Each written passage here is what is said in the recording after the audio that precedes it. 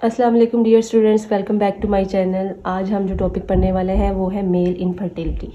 Mail infertility को discuss करने से पहले मैं आपको बताती चलूँ कि एक पेपर पॉइंट ऑफ व्यू से बहुत इंपॉर्टेंट क्वेश्चन है। इसको आपने अच्छे से देखना है, समझना है और अपने पास नोट डाउन कर लेना है। तो मेल इनफर्टिलिटी को डिस्कस करने से पहले हम लोग मेल रिप्रोडक्टिव ट्रैक को देख लेते हैं।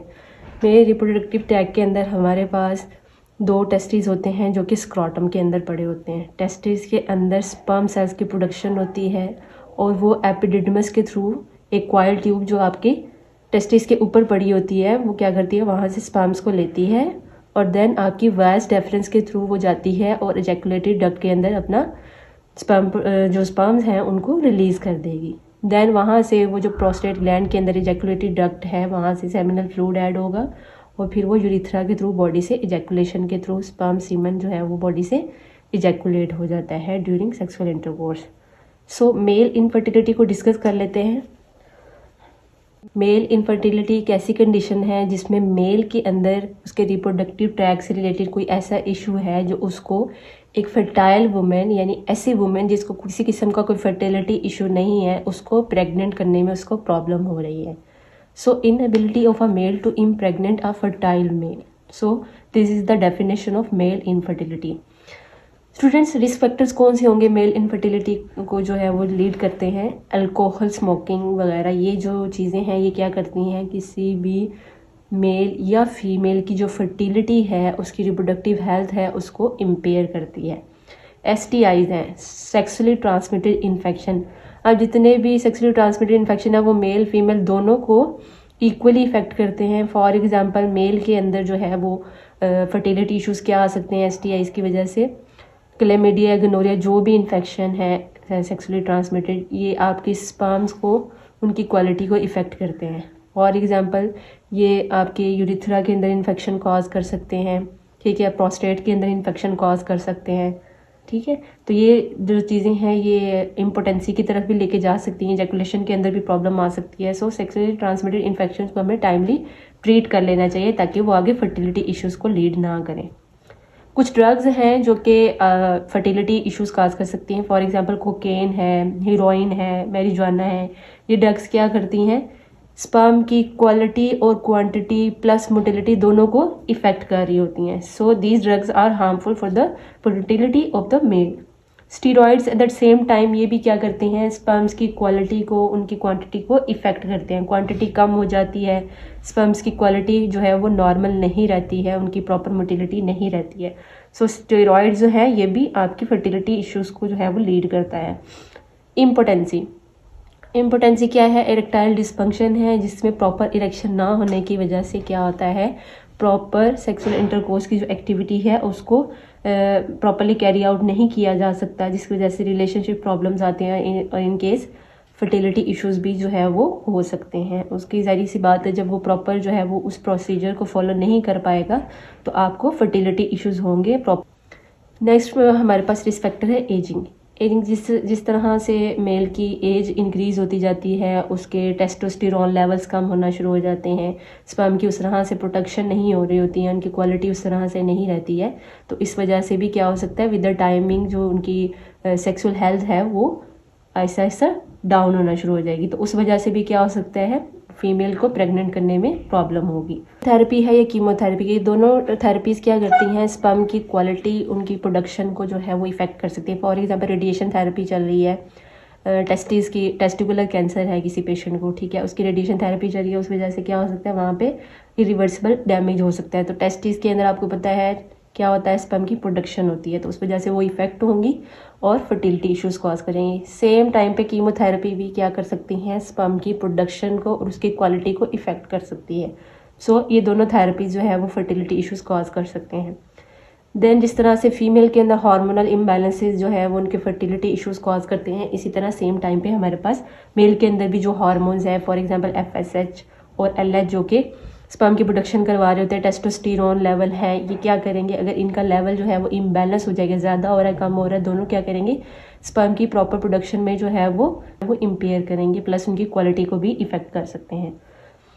स्ट्रेस जो है ये एक इम्पॉर्टेंट फैक्टर है, फर्टिलिटी इश्यूज़ कॉज करता है। फॉर एग्जांपल जब स्ट्रेस की कंडीशन होती है तो मेल जो है वो उसकी प्रॉपर जो सेक्सुअल एक्टिविटी है उसको कैरी आउट नहीं कर पाता, जिसकी वजह से इरेक्टाइल डिसफंक्शन की कंडीशन डेवलप कर सकती है, यानी इम्पोर्टेंस, जैसे हमने पहले डिस्कस किया। सो इम्पोर्टेंसी भी जो है वो फर्टिलिटी इश्यूज कॉज करती है, ठीक है। So these are the risk factors of the male infertility. Student, let's come to the causes of male infertility. इसमें जो क्वालिटी और क्वांटिटी डिफेक्ट्स हैं स्पर्म से रिलेटेड, उनको हम डिस्कस करेंगे। इनको हमने डिवाइड कर दिया है। अगर सीमन क्वालिटी डिफेक्ट है क्वालिटी की बेस पे, तो उसको भी हमने आगे डिवाइड किया हुआ है। अगर क्वांटिटी की बेस पे कोई डिफेक्ट है तो उनको भी आगे हमने डिवाइड किया हुआ है। इसको अच्छे से देख लीजिएगा, ये इंपॉर्टेंट पार्टीशन है इसकी कॉजेज की। सो सीमन क्वालिटी डिफेक्ट में हमारे पास तीन प्रॉब्लम, स्पर्मिया है, एजोस्पर्मिया है और टेरेटोजोस्पर्मिया है।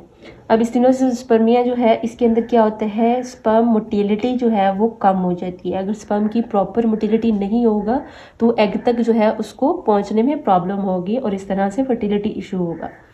एजोस्पर्मिया, इसके अंदर क्या होगा, किसी किस्म का कोई स्पर्म नहीं है, चाहे वो वीक है या डेड, उसके अंदर स्पर्म नहीं प्रेजेंट।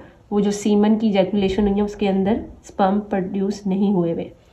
टेरेटोजोस्पर्मिया, एबनॉर्मल और डेड स्पर्म, यानी इसमें सीमन तो रिलीज हुआ है लेकिन इसके अंदर जो स्पर्म्स हैं वो एबनॉर्मल है या फिर डेड स्पर्म है।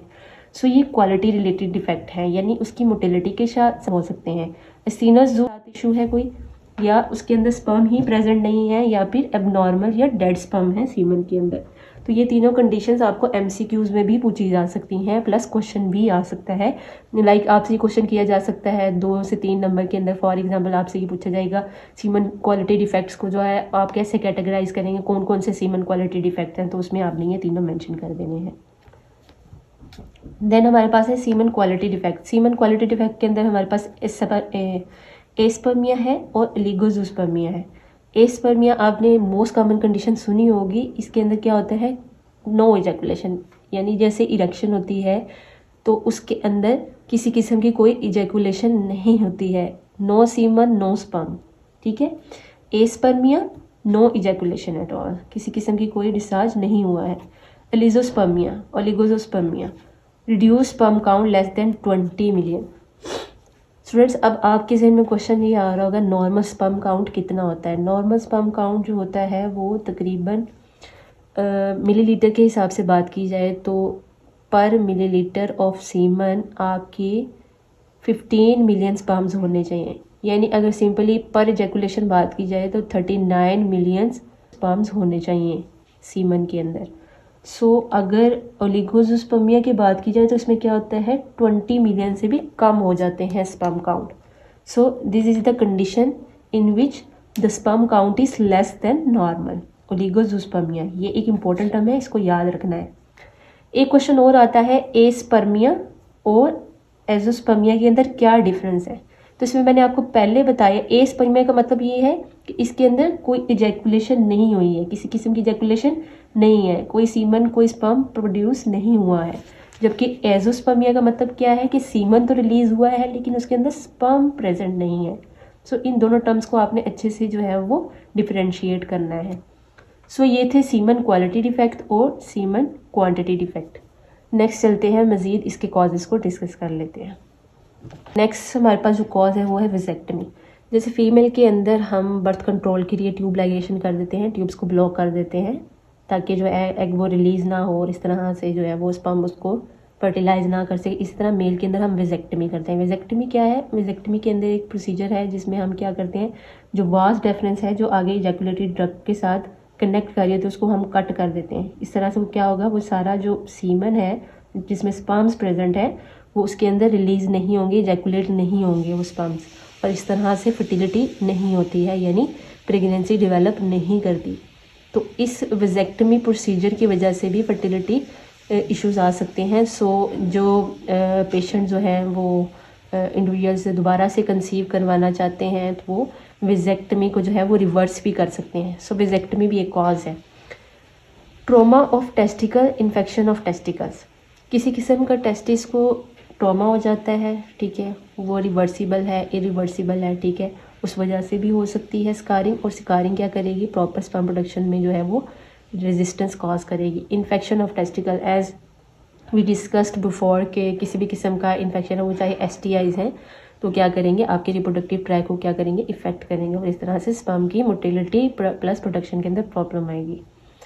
एपिडिडमस ऑब्स्ट्रक्शन, किसी किस्म की एपिडिडमस के अंदर ऑब्स्ट्रक्शन है, हमने एपिडिडमस को जो है वो डिस्कस किया। फॉर एग्जांपल ये आपकी जो है वो टेस्टिस प्रेजेंट हैं, ठीक है, यहाँ से छोटी छोटी जो है वो डक्ट्स होती हैं जो आगे ऊपर एपिडिडमस के अंदर जो है वो इजैकुलेट करती हैं स्पर्म्स को, और ये एपिडिडमस आगे वाज डेफरेंस के अंदर जो है वो कन्वर्ट होती है, और वाज डेफरेंस जो है आगे से इजैकुलेटरी डक्ट के साथ जो है वो कनेक्ट करती है, ठीक है।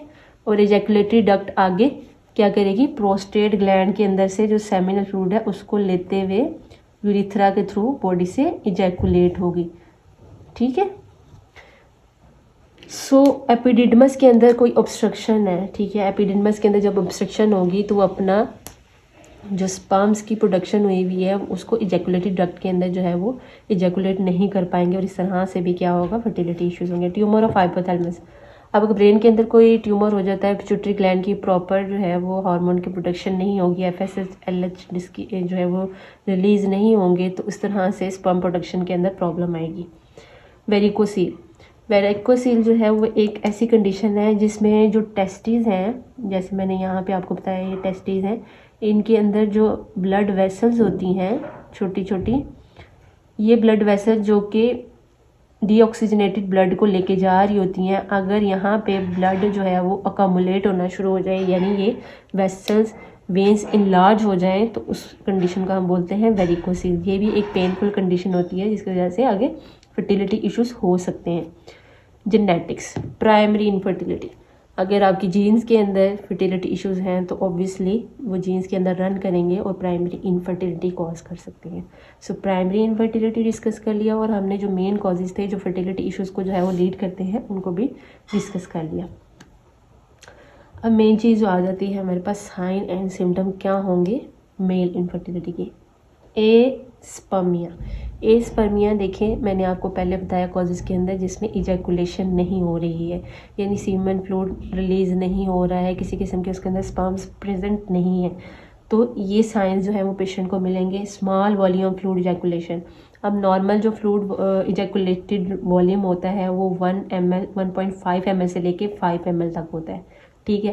तो जैसी इजैकुलेशन होगी जो इंडिविजुअल है वो ऑब्जर्व करेगा कि उसका जो इजैकुलेशन में वॉल्यूम रिलीज़ हुआ है वो लेस देन 1 ml, बहुत थोड़ा वॉल्यूम रिलीज़ हुआ है, तो ये भी साइन जो है वो मेल इनफर्टिलिटी के हैं। लॉस और रिडक्शन ऑफ लिबिडो, उनकी सेक्स ड्राइव जो है वो बहुत कम हो जाती है, ये भी एक साइन है मेल इनफर्टिलिटी का। इम्पोटेंसी हो सकती है, प्रॉपर इरेक्शन नहीं होगी, जब प्रॉपर इरेक्शन नहीं होगी तो आपकी बॉडी से इजैकुलेटरी वॉल्यूम जो है वो बॉडी के अंदर, फीमेल बॉडी के अंदर रिलीज़ नहीं हो पाएगा।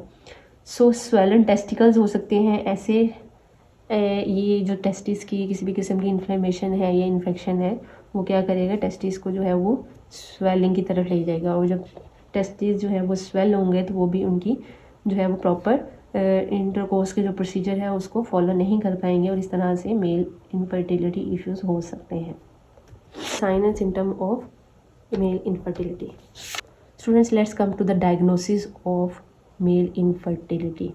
मेल इनफर्टिलिटी को हम डायग्नोस कैसे करेंगे, सबसे पहले हम सीमन एनालिसिस कर लेंगे, सीमन टेस्ट करवा लेंगे उस इंडिविजुअल का, उसका हमने सीमन जो है वो कलेक्शन लेनी है, स्पेसिमन लेना है, और उसके अंदर हम सीमन की क्वालिटी जो है वो असेस करेंगे, स्पर्म्स के काउंट को चेक करेंगे, और स्पर्म की मोटिलिटी, उसकी मॉर्फोलॉजी को जो है वो हमने असेस कर लेना है। वहीं से हमें कुछ आइडिया हो जाएगा कि there is a issue with the sperm quantity और क्वालिटी।